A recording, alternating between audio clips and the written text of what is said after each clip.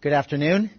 Thank you all for coming here today. I am Chad Bianco. I'm the Sheriff of Riverside County, and we are obviously here to talk about an incident that occurred yesterday at the rally that former President Trump had in Coachella. Yesterday afternoon, before former President Trump arrived to the rally, we made contact with an individual on the inner perimeter of our operation at the rally.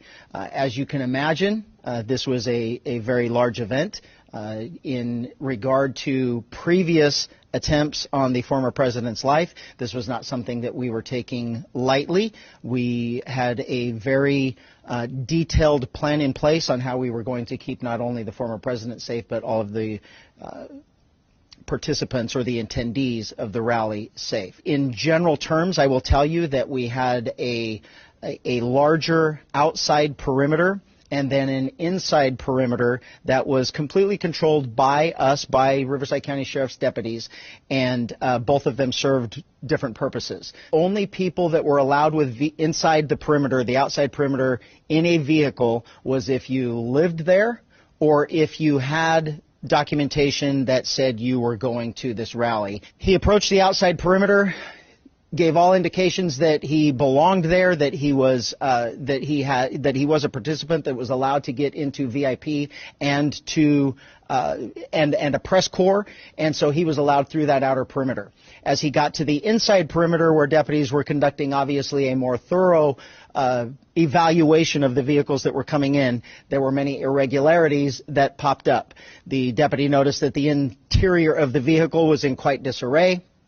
The vehicle had an obviously fake license plate, and that prompted further investigation from our deputy into why the person was there and what he was doing. During that investigation, the deputy eventually found multiple passports with multiple names, multiple driver's license with different names. The vehicle was unregistered, and the license plate was what we in law enforcement would recognize as one that is homemade and indicative of a group of individuals that claim to be sovereign citizens. And assuming the deputy assumes that he was part of that identifying group. So during the investigation, obviously those identification documents were found, in addition to a loaded handgun and a shotgun. Obviously, this was before the former president arrived. The person was taken into custody. He was eventually booked into jail on those charges, and eventually he was released. He will have to further his court case in the future.